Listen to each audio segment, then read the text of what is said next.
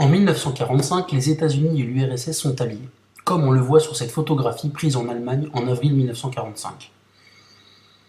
On voit à gauche un soldat américain et à droite un soldat soviétique. Les deux soldats se serrent la main.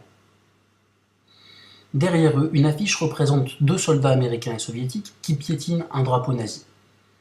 Cela rappelle l'alliance entre ces deux pays pour vaincre l'Allemagne nazie et ses alliés de l'Axe. La carte de l'Europe en 1945 montre clairement que l'Europe est divisée en deux. À l'ouest, les pays libérés par l'armée américaine. À l'est, les pays libérés par l'armée soviétique et qui restent occupés. Très rapidement, l'URSS, encore dirigée par Staline, installe des dictateurs communistes dans tous les pays d'Europe de l'Est que son armée occupe. Immédiatement, les États-Unis et l'URSS, désormais rivaux, se lancent dans une intense guerre de propagande. Les deux superpuissances sont désormais ennemies et rivales. C'est la guerre froide, une lutte à mort entre les États-Unis et l'URSS dont l'enjeu est la domination mondiale.